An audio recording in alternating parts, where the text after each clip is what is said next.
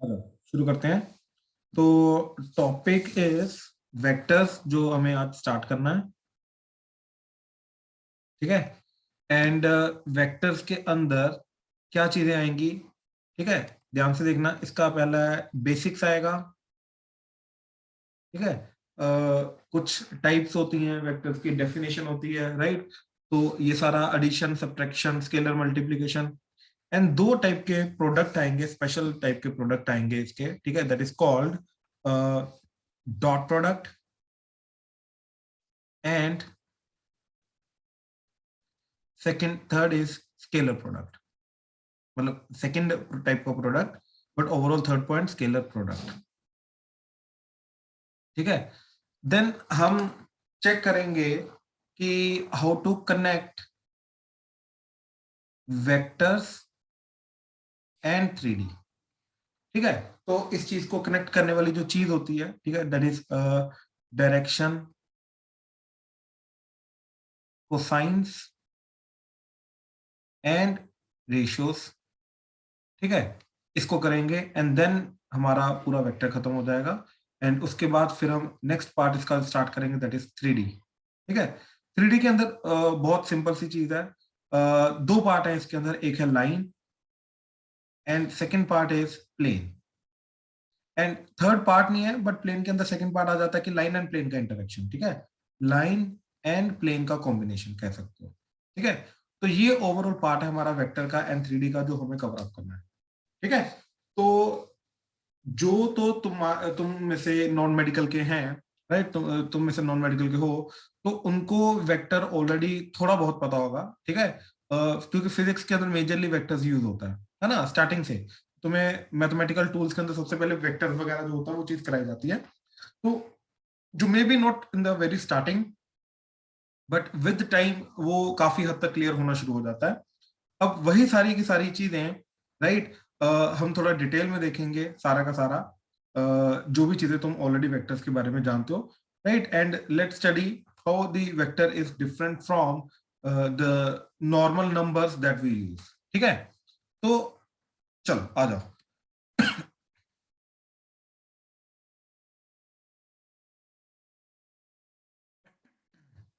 Late me share again. Right, चलो आ जाओ। तो बेसिकली एनी फिजिकल क्वांटिटी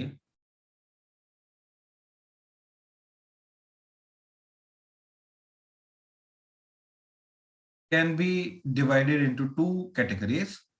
ठीक है, एक directional and second is without any direction.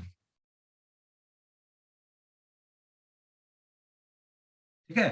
First is directional, second is without any direction. मतलब directional and without any direction का basically meaning ये चीज है कि जो चीज डायरेक्शन के ऊपर डिपेंड करती है, राइट, तो वो डायरेक्शनल हो जाएगी। जो जिस चीज को डायरेक्शन का कोई फर्क नहीं पड़ता, राइट, तो वो चीज जो हो जाएगी वो नॉन डायरेक्शनल हो जाएगी। अब इन्हीं को क्या बोला जाता है, राइट? डायरेक्शनल चीज को हम वेक्टर बोलते हैं एंड विदाउट डायरेक्शन चीज को हम स्केलर बोलते हैं, स्केलर क्वांटिटी। ठीक है। तो what is a vector? Vector is a quantity which has magnitude as well as direction. ठीक है, मैग्नीट्यूड है और उस मैग्नीट्यूड का डायरेक्शन है। एक पर्टिकुलर डायरेक्शन में उस मैग्नीट्यूड को हम अप्लाई कर रहे हैं, या एक पर्टिकुलर डायरेक्शन में इंप्लीमेंट हो रहा है, तो दैट इज कॉल्ड वेक्टर। अब just magnitude without any direction, without any direction मतलब इसके अंदर डायरेक्शन का फर्क ही नहीं पड़ता। डायरेक्शन हो चाहे ना, इट्स ए डायरेक्शन, मतलब इसके अंदर there is no sense of direction. ठीक है, नो सेंस ऑफ डायरेक्शन। तो डायरेक्शन का कोई लेना देना नहीं है इसके अंदर। ठीक है, तो ऐसी चीज को हम क्या बोलते हैं? Scalar quantity. ठीक है, जैसे डेंसिटी। ठीक है, इसकी कोई डायरेक्शन नहीं होती। ठीक है, डिस्टेंस, ठीक है, इसकी कोई डायरेक्शन नहीं होती, डिस्प्लेसमेंट की होती है, डिस्टेंस की नहीं होती। ठीक है, मास, राइट, इसकी कोई डायरेक्शन नहीं होती। हाँ, वेट की होती है, वो डाउनवर्ड एक्ट करता है ग्रेविटी के कारण। ठीक है, तो इसका फोर्स आ गई, राइट, डिस्प्लेसमेंट आ गया। ठीक है, तो ये सारी की सारी जो क्वांटिटीज हैं, राइट, इनकी डायरेक्शन होती है, जैसे अब स्पीड नहीं, वेलोसिटी, ठीक है ना, एक्सेट्रा। तो ये सारी की सारी चीजों की डायरेक्शन होती है। तो बेसिकली एक ऐसी फिजिकल क्वांटिटी, राइट, जो जिसका मैग्नीट्यूड भी है, जिसकी कोई वैल्यू भी है, और वो वैल्यू एक पर्टिकुलर डायरेक्शन की तरफ है, उस चीज को हम वेक्टर बोलते हैं। ठीक है, स्केलर एक ऐसी चीज जिसकी वैल्यू तो है but it has yes no sir. Sense of direction, मतलब उसकी डायरेक्शन का कोई लेना देना नहीं है, डायरेक्शन से कोई लेना कोई फर्क नहीं पड़ता, जिस मर्जी डायरेक्शन में हो जाए उसकी वैल्यू चेंज नहीं करेगी। ठीक है, तो उस चीज को स्केलर बोलते हैं। ठीक है, now representation of a vector. ठीक है, वेक्टर को अब रिप्रेजेंट कैसे करना है? ठीक है, मतलब देखो, यहां पे हमें मैग्नीट्यूड भी रिप्रेजेंट करना है एंड डायरेक्शन भी रिप्रेजेंट करनी है। ठीक है, तो इसको जनरली हम कैसे रिप्रेजेंट करते हैं? जिस पॉइंट से शुरू हो रहा है वेक्टर, जिस पॉइंट पे खत्म हो रहा है वेक्टर, ठीक है, जिस पॉइंट से शुरू हो रहा है उसको बोलता है इनिशियल पॉइंट, एंड जिस पॉइंट पे खत्म हो रहा है उसको बोलते हैं टर्मिनल पॉइंट। ठीक है, एंड इनिशियल पॉइंट को हम टेल भी बोल सकते हैं, tail of the vector, and इसको हेड भी बोल सकते हैं, हेड ऑफ द वेक्टर। ठीक है, एंड वेक्टर को रिप्रेजेंट करने का तरीका क्या है? उन दोनों पॉइंट्स को ज्वाइन करो एंड मार्क द एरो। ठीक है, जो एरो है वो डिफाइन करेगा कि yes it is to from A to B. ठीक है, इस तरीके से ये आ जाएगा। राइट, नाउ लेंथ ऑफ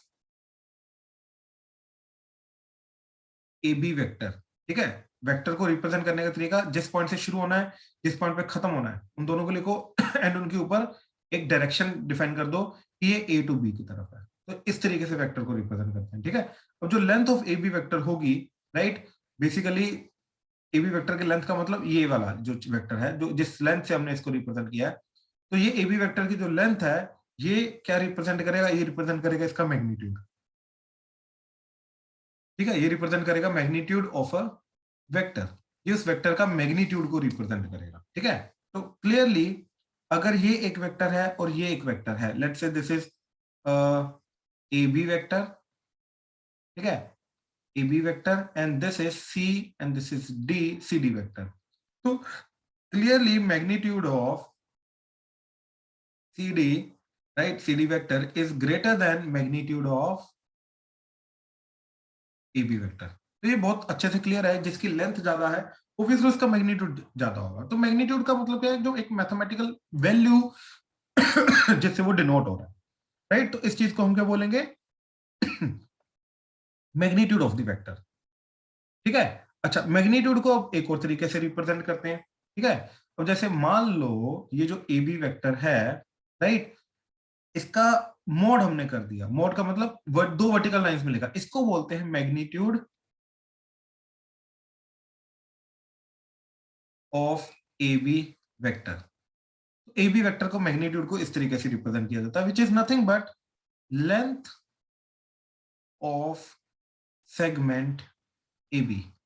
तो जो ए बी सेगमेंट बन रहा है, ये ए बी सेगमेंट का जो लेंथ होगा, इस लेंथ को ही ए बी वेक्टर का मैग्नीट्यूड बोलते हैं। ठीक है ना? सो बेसिकली वेक्टर यहाँ पे अब मेरे को अगर जो समझ आया है अभी तक, वो ये है कि एक लाइन सेगमेंट होती है। लाइन सेगमेंट मतलब जहां से शुरू होगी जहां पे खत्म होगी, बेसिकली एक लाइन सेगमेंट है, एंड उसको फिर हमने एक पर्टिकुलर डायरेक्शन में पॉइंट करा दिया। ठीक है, तो बेसिकली डायरेक्टेड लाइन सेगमेंट,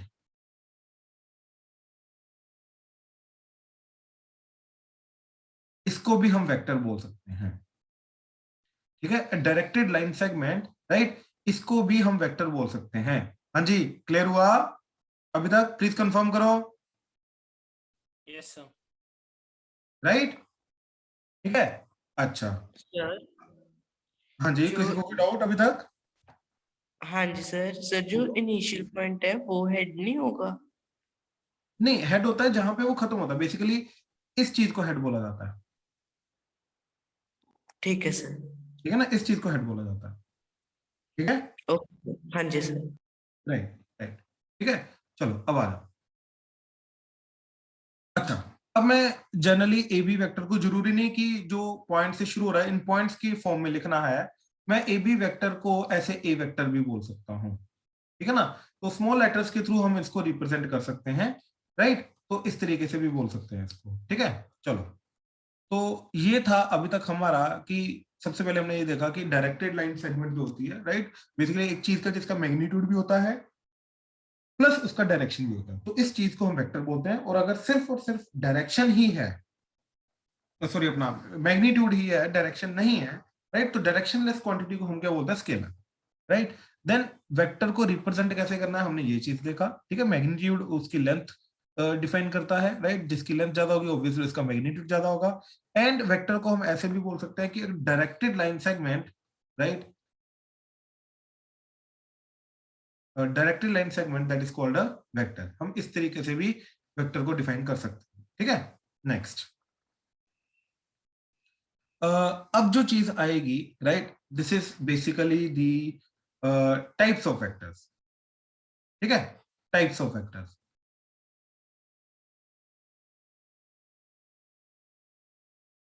सबसे पहले हमारा आएगा जीरो वेक्टर, ठीक है।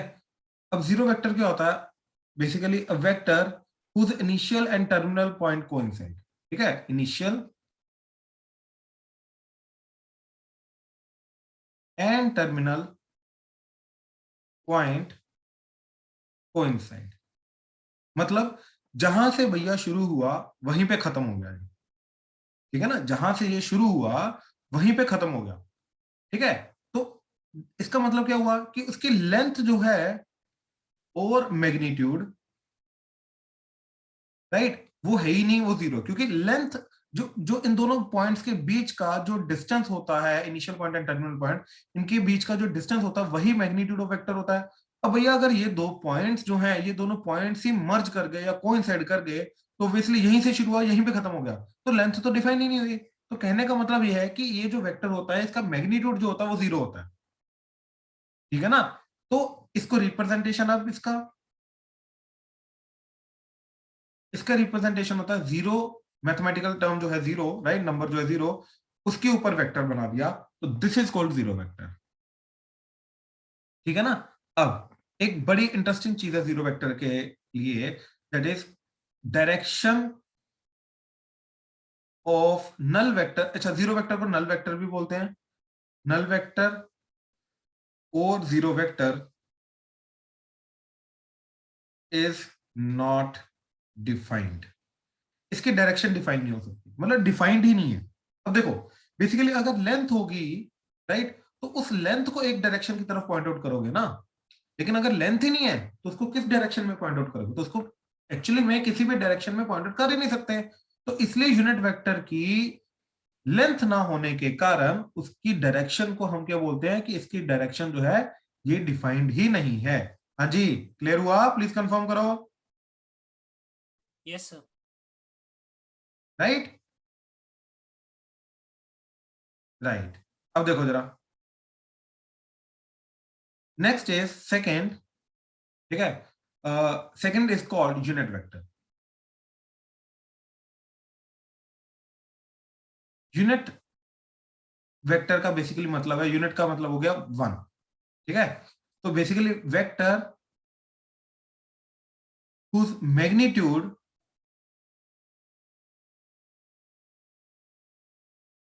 is 1 is called unit vector, ठीक है, irrespective of its direction। मतलब भैया लेंथ उसकी जो है वो वन होनी चाहिए, डायरेक्शन चाहे जो मर्जी हो जाए फर्क नहीं पड़ेगा डायरेक्शन से। इस डायरेक्शन में वन लेंथ का जो वेक्टर आएगा वो भी यूनिट वेक्टर होगा, इस डायरेक्शन में वन लेंथ का वेक्टर आएगा वो भी यूनिट वेक्टर होगा, इस डायरेक्शन में वन लेंथ का वेक्टर आएगा, तो मतलब किसी भी डायरेक्शन में वन लेंथ का वेक्टर लोगे, राइट, ये सारे के सारे वेक्टर्स हमारे क्या रिप्रेजेंट करेंगे, यूनिट वेक्टर, अपनी अपनी डायरेक्शन के यूनिट वेक्टर रिप्रेजेंट करेंगे, बस मैग्नीट्यूड वन होना चाहिए। तो कहने का मतलब ये है कि जो जीरो वेक्टर और जो यूनिट वेक्टर है जो अभी तक हमने डिफाइन किया है, ये दोनों की दोनों टाइप जो है ये इसके मैग्नीट्यूड के कारण बनी है।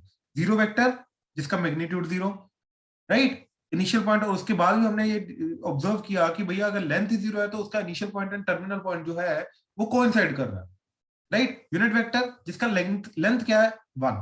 तो बेसिकली अब हम ये बोलेंगे कि if a vector is a unit vector, then a vector का मैग्नीट्यूड जो है ये होगा 1। ठीक है, a वेक्टर का जो मैग्नीट्यूड है ये मैग्नीट्यूड होगा 1, दैट्स इट। ठीक है, और unit vector can be represented as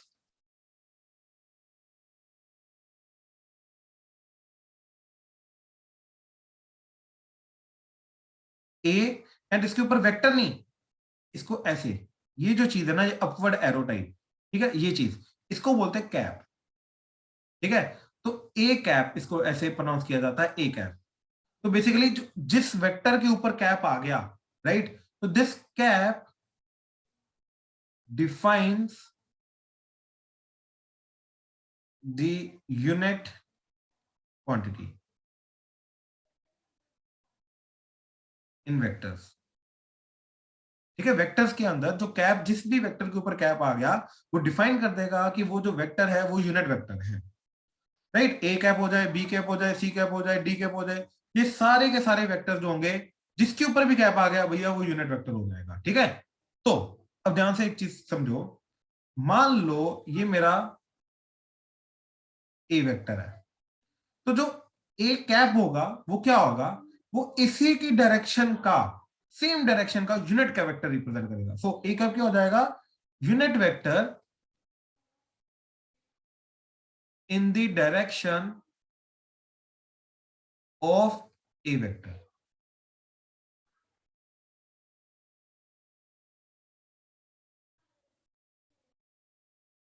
तो किसी भी वेक्टर का जो कैप डिफाइन होगा वो क्या होगा, उसी डायरेक्शन का यूनिट वेक्टर, मतलब वन लेंथ का जो वेक्टर होगा वो डिफाइन करेगा। जैसे इसी डायरेक्शन में जो वन लेंथ का, ये लेंथ अगर 1 हो गई तो इस वेक्टर को हम क्या बोलेंगे, A cap.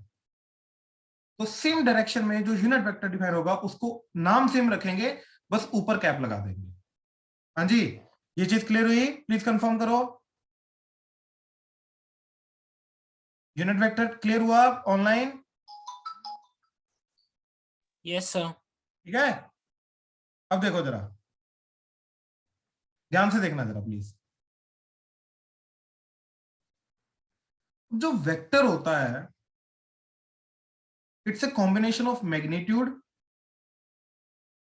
And direction. It's a combination of magnitude and direction, right. तो जो मेरा ए वेक्टर है उसका मैग्नीट्यूड आ जाएगा ए वेक्टर का मैग्नीट्यूड, एंड डायरेक्शन को एक्चुअली में रिप्रेजेंट करते हैं यूनिट वेक्टर के थ्रू। ये याद रख लो, ये आगे जाके बहुत काम आएगा। ठीक है, तो किसी भी डायरेक्शन को हमें रिप्रेजेंट करना है तो जनरली हम क्या करते हैं, उस वेक्टर का यूनिट वेक्टर डिफाइन करते हैं, तो जिसके थ्रू हम उसको उसकी डायरेक्शन को रिप्रेजेंट करते हैं। तो ये आ जाएगा ए कैप, ए कैप। अब क्योंकि एंड है तो इन दोनों का करेंगे प्रोडक्ट। तो इस तरीके से मेरे को एक वेक्टर का डेफिनेशन मिलके आएगी in terms of its unit vector, उसकी डायरेक्शन एंड उसका मैग्नीट्यूड। तो कोई भी वेक्टर को मैं उसका मैग्नीट्यूड मल्टीप्लाई बाय उसका यूनिट वेक्टर में डिफाइन कर सकता हूं। अब यहीं से मेरे को ये चीज मिला कि अगर जो मेरा यूनिट जो मैग्नीट्यूड है उसको मैंने अगर डिवाइड कर दिया, तो A vector divided by A vector का मैग्नीट्यूड, अगर मैं ये काम कर दूंगा, राइट, तो ये बन जाएगा ए कैप। तो unit vector in the direction of any vector, ठीक है, किसी भी वेक्टर की डायरेक्शन का जो यूनिट वेक्टर होगा, राइट, उसको कैसे डिफाइन करेंगे, उसको डिफाइन करने के लिए हम क्या करेंगे, वो vector divided bye its magnitude, ये कर देंगे। तो एक वेक्टर को अगर मैंने उसके मैग्नीट्यूड से डिवाइड कर दिया तो यस, वो जो चीज बन के आएगी वो उसका यूनिट वेक्टर बन जाएगा, यानी कि उसका उसी डायरेक्शन का 1 यूनिट का वेक्टर बन जाएगा।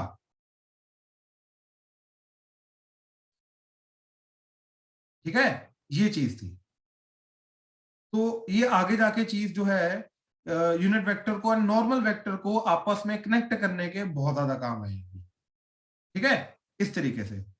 अच्छा, तो यूनिट वेक्टर के बाद हमारे पास जो आ रहा है, right, that is next type बोल सकते हो इसको, को इनिशियल वेक्टर्स। को इनिशियल वेक्टर्स मतलब जो सेम पॉइंट से इनिशिएट होते हैं, जिनका इनिशियल पॉइंट कॉमन होता है। ठीक है, तो vectors with common initial point. तो एक ही पॉइंट से ओरिजिनेट होने वाले वेक्टर्स को ए वेक्टर, बी वेक्टर, तो A vector and B vector को हम क्या बोलेंगे? को इनिशियल वेक्टर्स। ठीक है, तो सेम पॉइंट से ओरिजिनेट होने वाले वेक्टर्स को हम क्या बोलेंगे? को इनिशियल वेक्टर्स। ठीक है, अच्छा, फोर्थ, को टर्मिनल वेक्टर्स। तो जहां पर खत्म हो रहे हैं वो वेक्टर, यानी कि उनका हेड वाला पॉइंट अगर सेम है, ठीक है, तो इफ, मतलब या फिर ऐसा बोलो, वेक्टर्स वेयर, सेम चीज के थ्रू रिप्रेजेंट करते हैं, vectors where common terminal point. ठीक है, इस चीज को हम क्या बोलेंगे? को टर्मिनल वेक्टर। That's it. ठीक है, तो ये आ गया ए वेक्टर एंड ये आ गया बी वेक्टर। ठीक है, तो इस केस में ए वेक्टर एंड बी वेक्टर क्या बन जाएगा? को टर्मिनल वेक्टर। तो इस केस में ये को टर्मिनल वेक्टर बन जाएगा, बात खत्म। ठीक है, तो को इनिशियल वेक्टर जो बेसिकली सेम पॉइंट से ओरिजिनेट हो रहे हैं, ठीक है, उनको बोलेंगे को इनिशियल वेक्टर। ठीक है, एंड को टर्मिनल वेक्टर जो सेम पॉइंट से खत्म हो रहे हैं, ठीक है, या जिनका हेड सेम आ रहा है बेसिकली, इस तरीके से उनको बोलेंगे को टर्मिनल वेक्टर। ठीक है, then next, fifth, position vector of a point. ठीक है, अब बेसिकली ये चीज क्या है? ये है, इसको vector representation of A point भी बोलते हैं।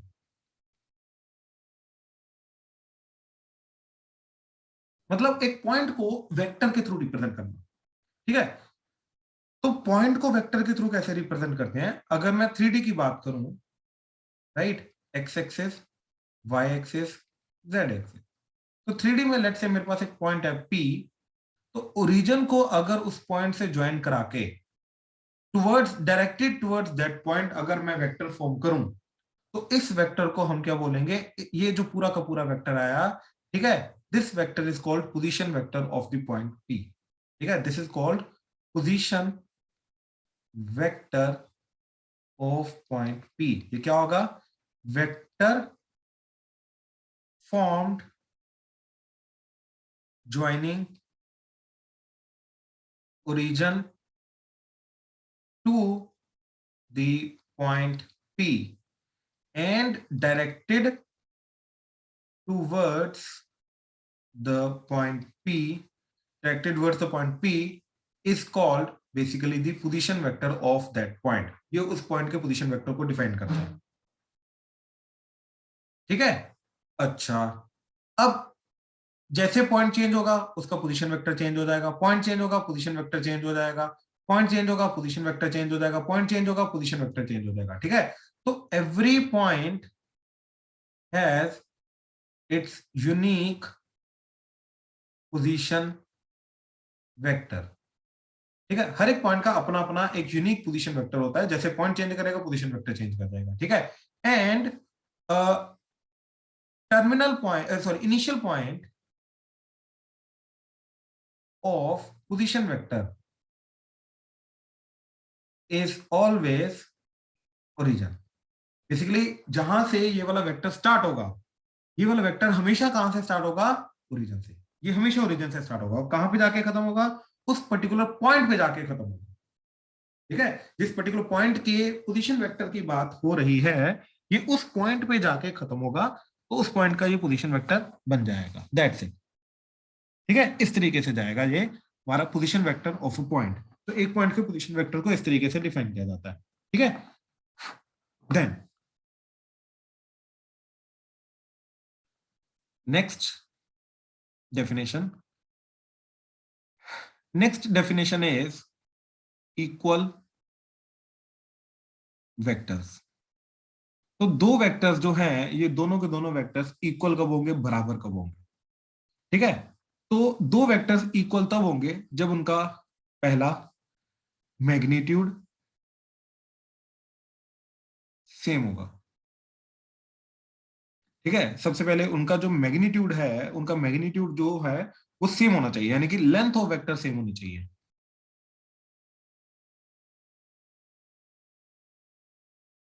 ठीक है। जो लेंथ ऑफ वेक्टर है ये सेम होनी चाहिए, ठीक है। दूसरा, उनकी जो डायरेक्शन है, डायरेक्शन ऑब्वियसली डायरेक्शन भी क्या होनी चाहिए, सेम होनी चाहिए, ठीक है। मतलब मैग्नीट्यूड भी सेम होना चाहिए, डायरेक्शन भी सेम होनी चाहिए।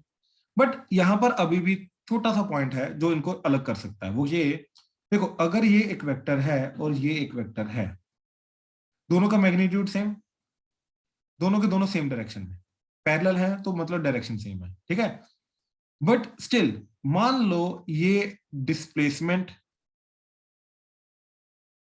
को डिनोट कर रहा है एंड ये फोर्स को डिनोट कर रहा है, मतलब ये दोनों अलग फिजिकल क्वांटिटीज को डिनोट कर रहे हैं। तो अगर ये दोनों वेक्टर जिनका मैग्नीट्यूड सेम है एंड डायरेक्शन सेम है, इसके बावजूद अगर वो डिफरेंट फिजिकल क्वांटिटीज को डिनोट कर रहे हैं, देन इनको क्या बोला जाता है, अनइक्वल वेक्टर। फिर वो इक्वल नहीं हो सकते। तो इसके साथ साथ they must represent same physical quantity. तो अगर वो सेम फिजिकल क्वांटिटी को रिप्रेजेंट करेंगे, मैग्नीट्यूड एंड डायरेक्शन सेम होने के बाद, फिर जाके उन वेक्टर्स को हम क्या बोलेंगे, इक्वल वेक्टर्स। लेकिन अब अगर मैथ्स में मैं बात करूं, ये पॉइंट है ए बी, ऐसे वेक्टर उसने डिफाइन किया ए टू बी, एंड देन अगला उसने सी टू डी डिफाइन किया।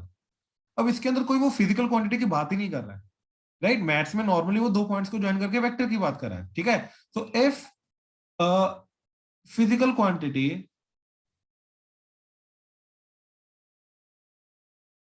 ये जनरली मैथ्स में होगा, if physical quantity is not mentioned, basically ये फिजिक्स के पॉइंट ऑफ व्यू से आ रहा है, ठीक है ना, कि फिजिक्स के अंदर ऑब्वियसली जो वेक्टर होगा वो कोई ना कोई फिजिकल क्वांटिटी को रिप्रेजेंट करेगा। मैथ्स के अंदर जनरली होगा कि वैसे कर भी सकता नहीं भी कर सकता, अगर, लेकिन इन जनरल नहीं करेगा। तो अगर कोई भी फिजिकल क्वांटिटी को वो मेंशन नहीं कर रहा, देन हम मैग्नीट्यूड एंड डायरेक्शन को ही कंपेयर करेंगे, इन्हीं का कंपैरिजन हम करेंगे, ठीक है। तो अगर मैग्नीट्यूड सेम आ गई, डायरेक्शन सेम आ गई, तो दैट्स इट, हम उनको बोलेंगे वो क्या है, इक्वल वेक्टर्स है, दैट्स इट, ठीक है। वो दोनों के दोनों वेक्टर्स क्या है, इक्वल, ठीक है। अच्छा, नेक्स्ट, सेवंथ। अब यार ये छोटी सी चीज है दो, एक है सपोर्ट ऑफ वेक्टर एंड एक है सेंस ऑफ वेक्टर, ठीक है। ये ध्यान से समझना क्या चीज होती है, ठीक है। बेसिकली अगर ये एक वेक्टर है, राइट, ए बी वेक्टर, ठीक है। अब मैंने क्या किया, ए बी के पैरेलल एक इन्फानाइट लाइन लगा दी। इन्फानाइट लाइन मतलब जिसका कोई अंत नहीं है, ना लेफ्ट में ना राइट में,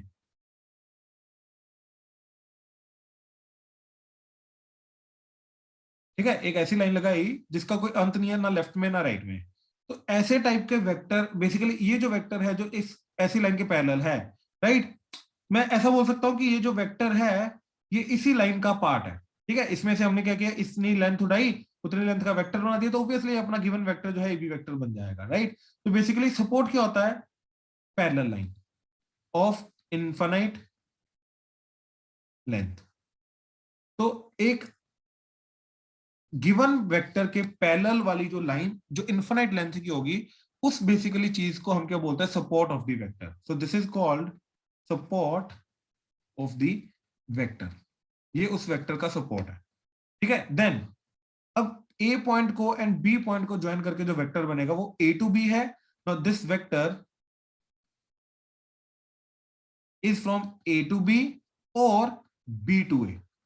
ठीक है, ये वाला जो वेक्टर है ये vector A to B define हो रहा है, या ये वाला वेक्टर जो है वो बी टू ए डिफाइन हो रहा है। ये जो चीज है ए टू बी या बी टू ए, ये चीज डिफाइन करता है उसका सेंस। ये डिफाइन करता है उसका सेंस, मतलब उसका सेंस का मतलब वो ए टू बी है या बी टू है। तो अगर मैं ए बी वेक्टर डिफाइन कर रहा हूं तो दैट मीन्स वो उसका सेंस क्या है, ए टू बी। ठीक है, तो ए बी वेक्टर का जो सेंस होगा वो क्या होगा, ए टू बी। तो ये support of vector and sense of vector, generally ये दोनों का कॉम्बिनेशन जो होता है ये डायरेक्शन को ओवरऑल डिफाइन करने में हमारा काम करता है। ठीक है, नाउ अब नेक्स्ट डेफिनेशन इसी को यूज करके हमारा आ रहा है। ठीक है, parallel.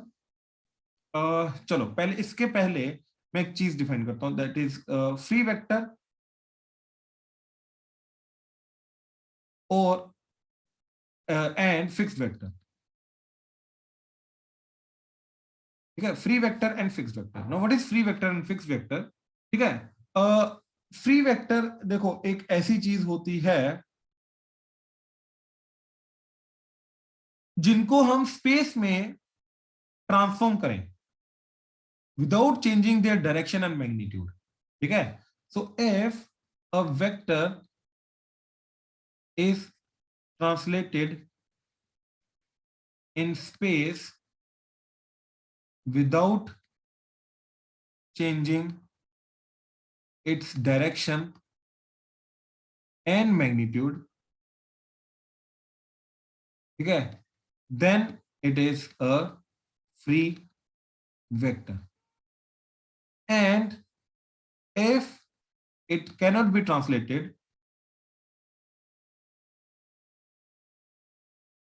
then it is a fixed vector. ठीक है, अब इस चीज का ना मतलब समझना। मान लो ये एक वेक्टर है ए वेक्टर।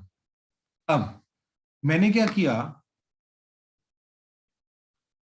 अच्छा एक सेकंड, ऐसे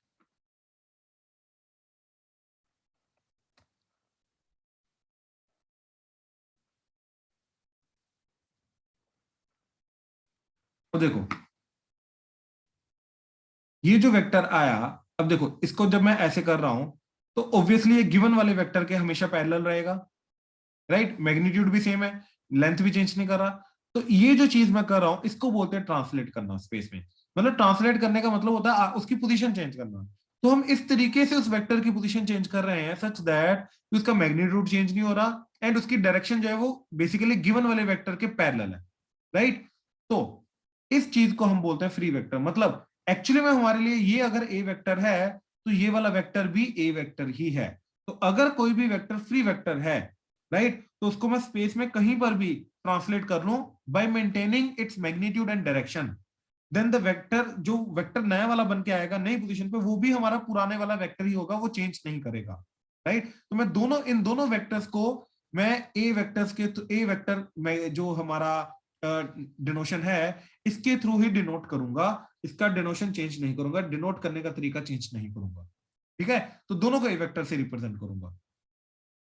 ठीक है, तो स्पेस में अगर मैं किसी भी चीज को ट्रांसलेट कर रहा हूं यानी कि मूव कर रहा हूं सच दैट उसका मैग्नीट्यूड एंड डायरेक्शन, ये दोनों की दोनों चीजें, मैग्नीट्यूड एंड डायरेक्शन दोनों की दोनों चीजें प्रिजर्व्ड है, मतलब दोनों चीजें चेंज नहीं कर रही, देन उस वेक्टर को फ्री वेक्टर बोलेंगे।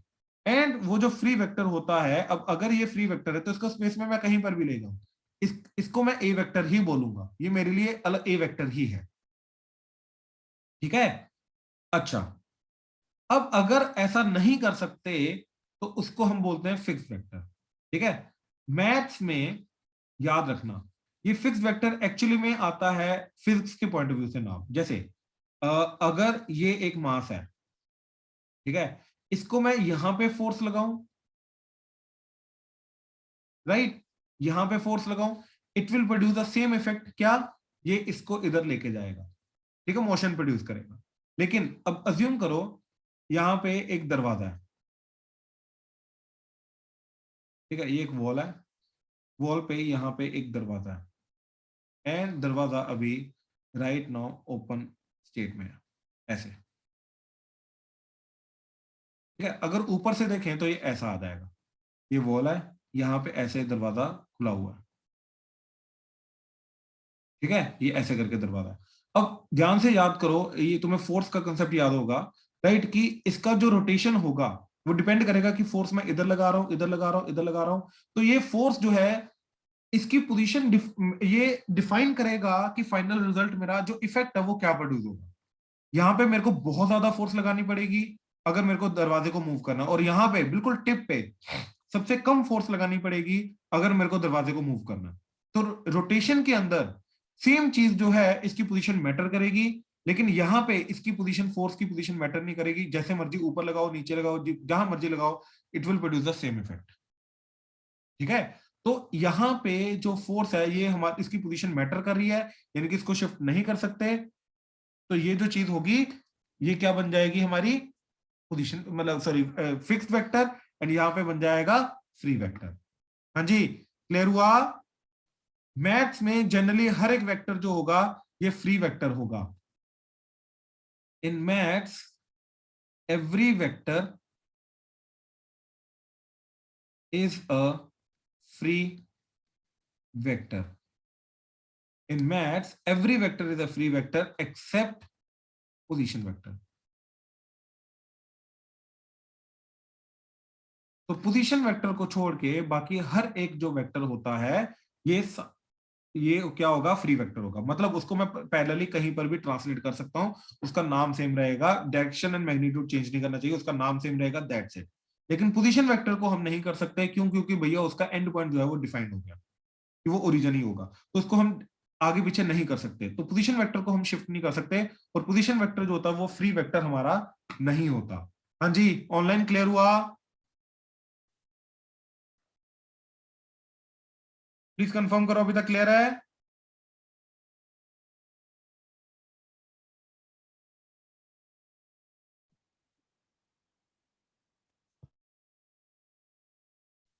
सर एक बार सपोर्ट वाला पॉइंट रिपीट कर दो। कौन सा वाला? सपोर्ट वाला। Support of the vector. अरे सपोर्ट क्या होता है भैया चिराग, की जो पैरेलल लाइन होती है, ठीक है, गिवन वेक्टर के इन्फिनाइट डायरेक्शन, मतलब इन्फिनाइट लेंथ की, ठीक है, उस चीज को हम क्या बोलते हैं, सपोर्ट ऑफ द वेक्टर, ठीक है ना। बेसिकली वो क्या बोलता है, वो पैरेलल चीज को डिफाइन करता है, पैरेलल डायरेक्शन को डिफाइन करता है कि वो किस चीज के पैरेलल है, ठीक है ना। अब जितने भी पैरेलल वेक्टर्स हैं हमारे, जितने भी पैरेलल वेक्टर्स हैं, ठीक है ना, ध्यान से देखो। मान लो हमारे पास ये एक वेक्टर है, ये एक वेक्टर है, ये एक वेक्टर है, ये एक वेक्टर है, राइट, ये सारे के सारे एक पर्टिकुलर लाइन के पैरेलल हैं। तो इन सारे वेक्टर्स का यही लाइन जो है, यही पैरेलल लाइन जो है वो एज ए सपोर्ट एक्ट करेगी। ये क्लियर हुआ? ठीक है, right.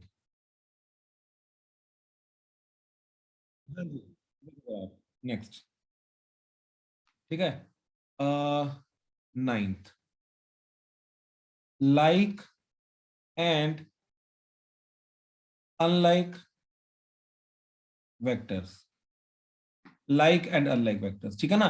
Basically like and unlike vectors जो होते हैं, इन दोनों वेक्टर्स का सपोर्ट सेम होता है।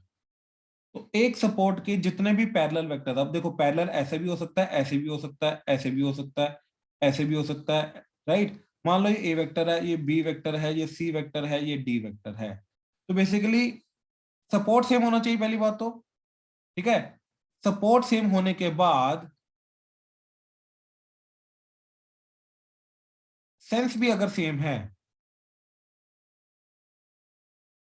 देन उनको बोलते हैं लाइक वेक्टर्स,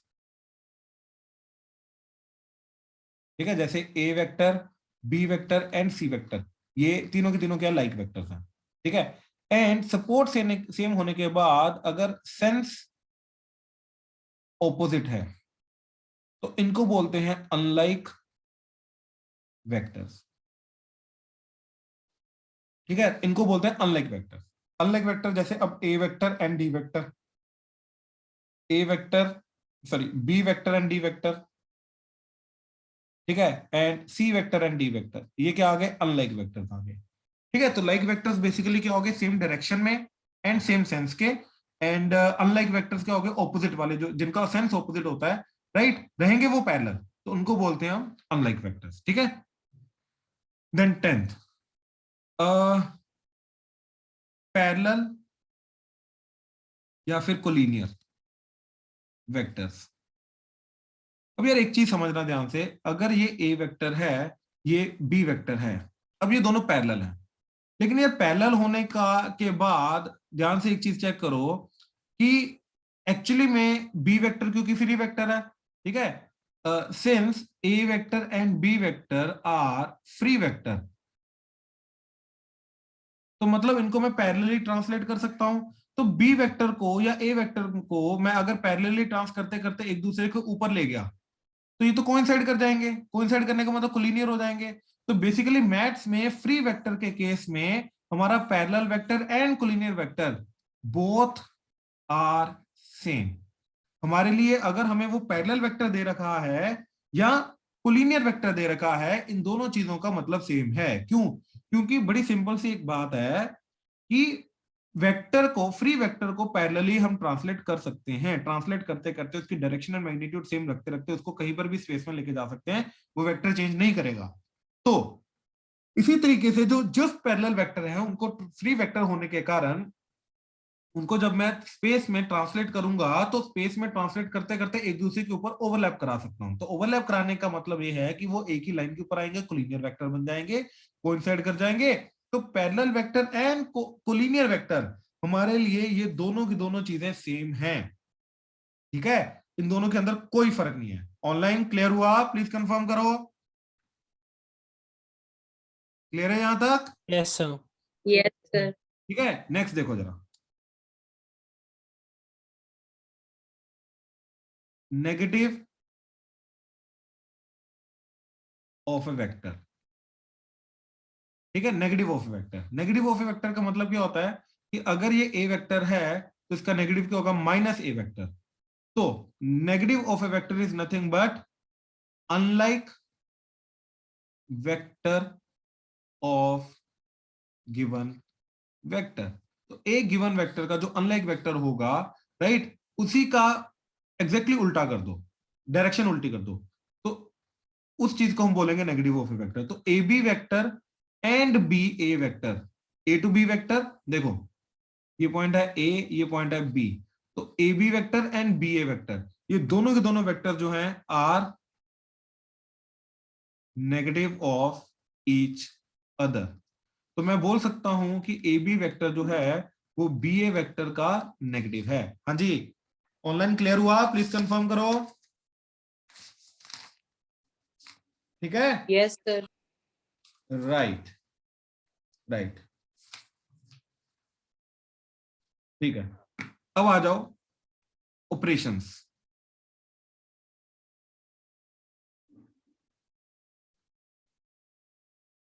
वेक्टर्स, तो वेक्टर्स के ऊपर क्या क्या ऑपरेशन किए जा सकते हैं, क्या क्या किस तरीके से वेक्टर्स को हम मैनिपुलेट कर सकते हैं, ठीक है। तो सबसे पहला scalar multiple of A vector. तो scalar multiple of A vector का मतलब ये होता है कि एक वेक्टर को एक स्केलर के साथ मल्टीप्लाई करना, ठीक है। तो अगर हमारे पास एक वेक्टर है ए वेक्टर,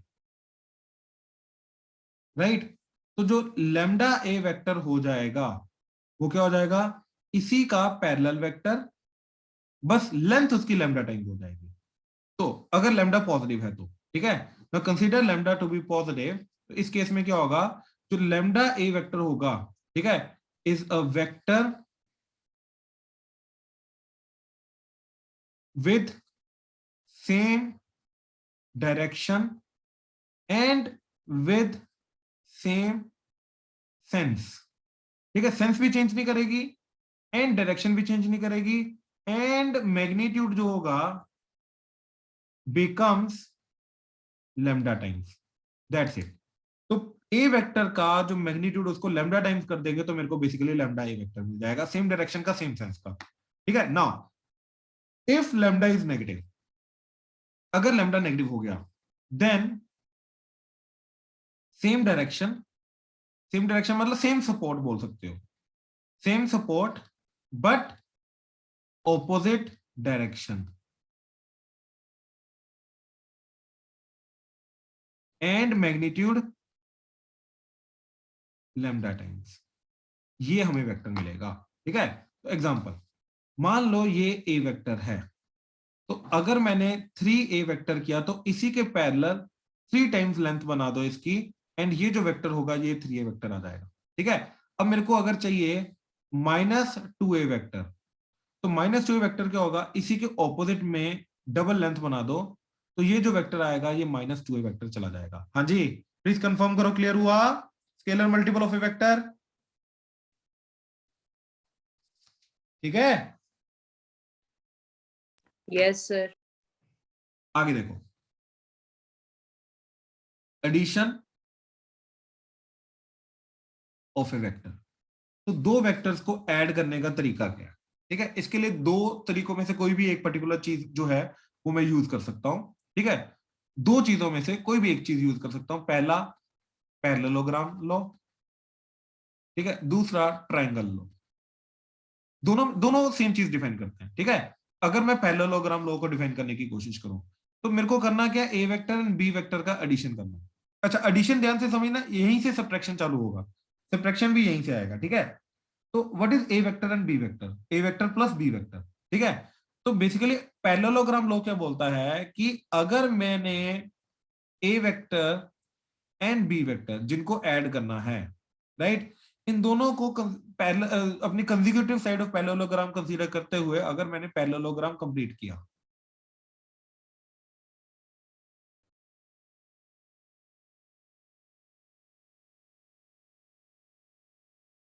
ठीक है, ओ ए बी, एंड इस पॉइंट को डी ले लो। ठीक है, अगर मैंने पैरेललोग्राम कंप्लीट किया तो यही इसी पॉइंट से ओरिजिनेट होने वाली ये पैरेललोग्राम की जो डायगोनल होगी, ये एक्चुअली में इन दोनों वेक्टर्स के सम को रिप्रेजेंट करेगी। तो sum of two vectors is represented by the diagonal of a parallelogram formed by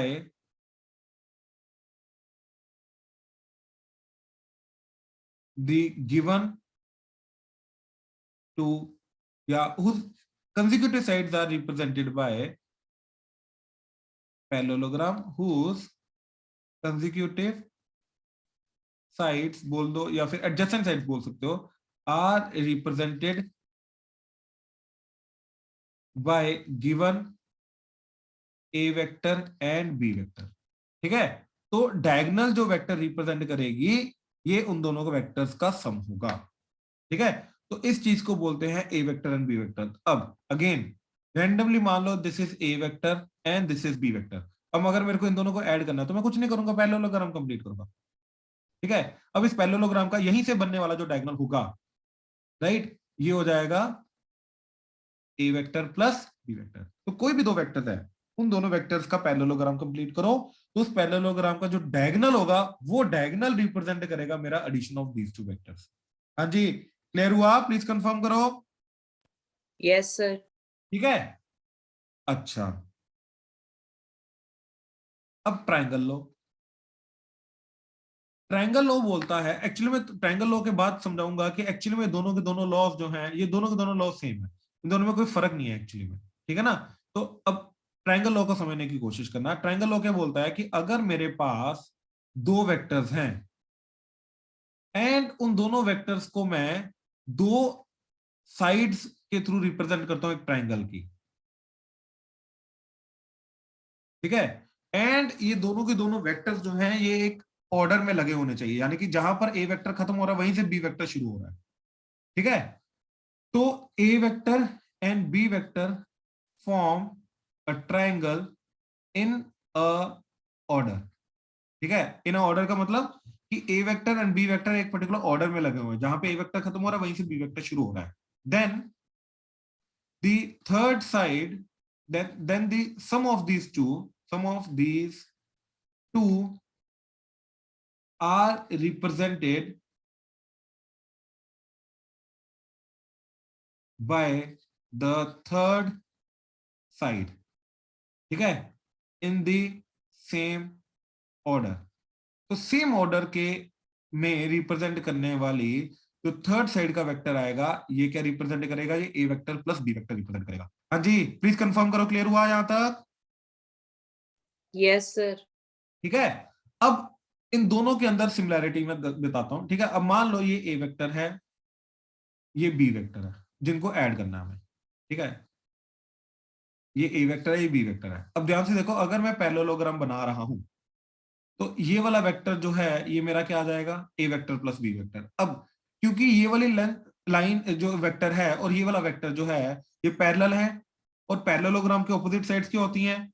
parallel and equal. तो ये इक्वल भी है और पैरेलल भी है, तो ऑब्वियसली फ्री वेक्टर होने के कारण मैं इस वेक्टर को भी बी वेक्टर बोल सकता हूं, राइट? अब देखो, अगर मैं पैरेललोग्राम लॉ लगाऊं तो पैरेललोग्राम के अंदर मैं इन दोनों वेक्टर्स को कंसीडर करूंगा एंड इस वेक्टर को मैं ए वेक्टर प्लस बी वेक्टर बोल दूंगा। ठीक है, इस वेक्टर को ए वेक्टर प्लस बी वेक्टर बोलूंगा। लेकिन अगर मैं ट्राइंगल लॉ कंसीडर करूं तो ट्राइंगल लॉ के अकॉर्डिंगली मेरा ये चीज क्या जाएगी? ठीक है, ध्यान से देखना।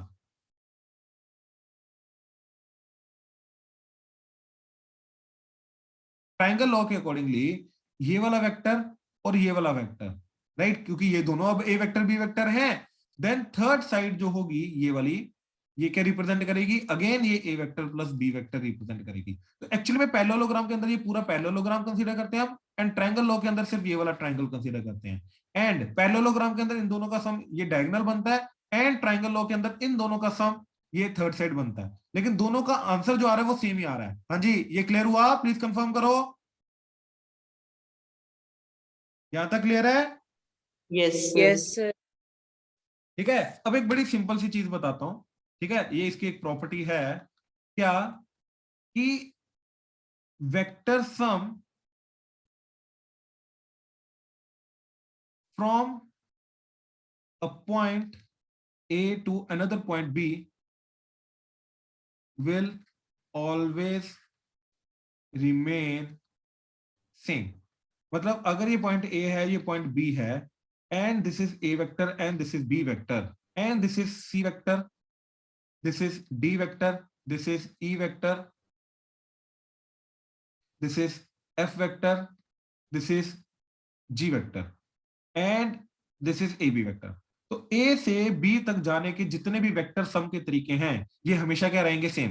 तो पहला तरीका ये वाला A vector plus B vector. अब इसके अंदर ये ट्रायंगल कंसीडर करो, तो इस ट्रायंगल के अंदर जो पहला वाला साइड रिप्रेजेंट करी वेक्टर और जो दूसरे वाली साइड ट्रायंगल एक वेक्टर रिप्रेजेंट करी है वो थर्ड साइड वाला वेक्टर जो है उसके बराबर है, A vector plus B vector. एक तो ये चीज आ गई, राइट? नाउ अब सर बाहर वाली चीज, हाँ जी सर बी वेक्टर का एरो कहाँ पे है?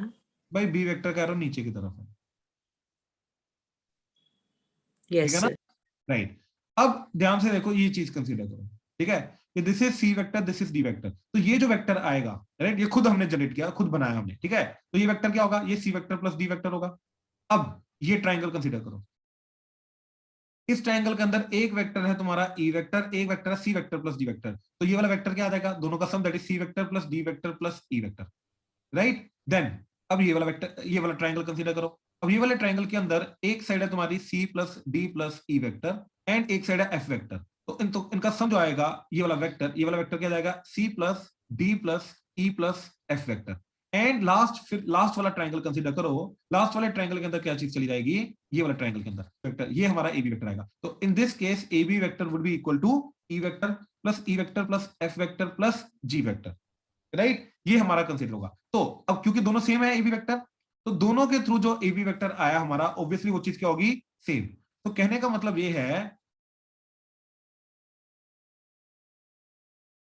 कि ये दोनों सेम हैं, मतलब A vector plus B vector is vector plus G vector, ये सेम होगा। तो ए से बी तक जाने का ये वाला रास्ता, ए से बी तक जाने का ये वाला रास्ता, राइट? इन दोनों का जो वेक्टर सम बनेगा, यस वो सेम रहेगा, एंड यस वो सारा का सारा ए बी वेक्टर के बराबर रहेगा। हाँ जी, प्लीज कंफर्म करो, क्लियर हुआ यहां तक? Yes sir. ठीक है, गुड।